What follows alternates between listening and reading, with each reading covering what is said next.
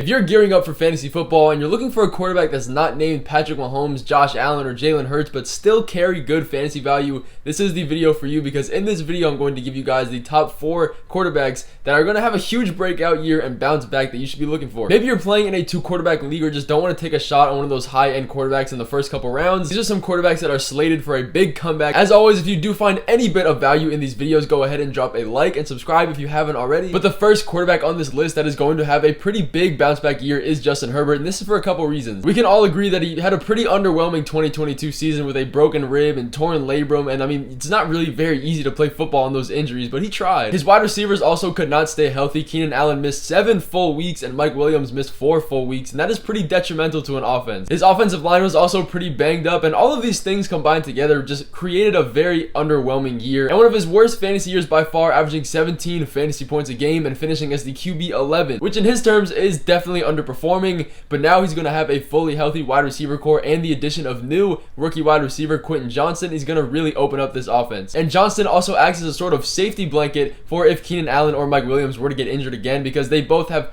pretty lengthy injury histories. Johnson ranks 6th in yards per catch and 11th in broken tackles in his college career. And the trifecta of all 3 of these wide receivers and Austin Eckler and Gerald Everett is really just going to open up this offense completely for Justin Herbert to do whatever he wants if everyone can stay healthy. And if all of this goes right, I do not doubt Justin Herbert has another top 5 quarterback fantasy year. And the next quarterback that is slated for a massive comeback and upgrade this year is Deshaun Watson, and that's pretty much because it's only up from here. But if we look back at last season, his inconsistent play was not completely his fault. He was put back into this offense only a couple weeks out from his first start, and he was essentially forced to be thrown into the fire of this Browns offense. Besides last year, his worst fantasy point year was one where he averaged 21.3 fantasy points per game, 5th most. Now granted, that was 2 or 3 years ago at this point, but he is still a dual threat quarterback with rushing and passing ability, and that is really the sweet spot for fantasy football quarterbacks in 2023. There is no doubt that he is actually very talented, even if the narratives don't want you to agree with that statement. Excluding his very first game back with the Browns, taking out that rust game, he averaged 17 fantasy points a game in the rest of that stretch, and that really isn't that bad. Now, I'm not saying he's going to finish as a top 5 quarterback, maybe not even top 10, but he has an unlimited amount of room to improve this year, and he can definitely provide you some value week to week if he's left on your waivers. But the third quarterback on this list that has room to make a comeback, and this list just keeps getting uglier and uglier,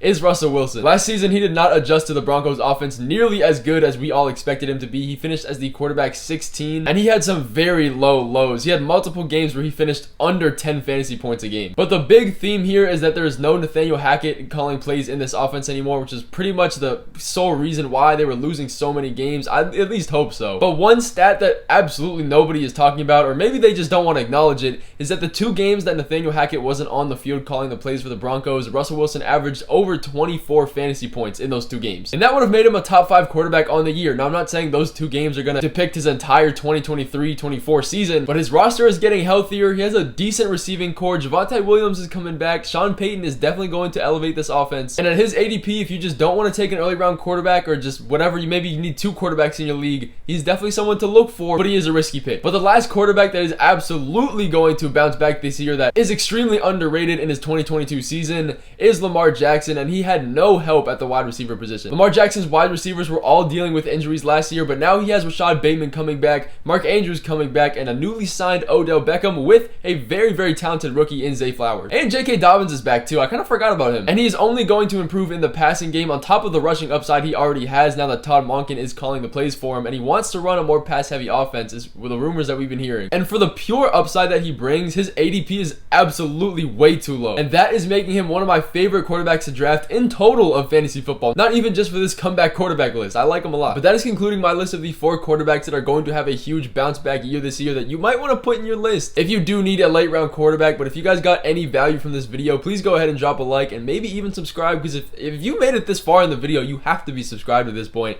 I appreciate all you guys hanging around in this video, and I'll see you guys in the next fantasy football tip video coming soon.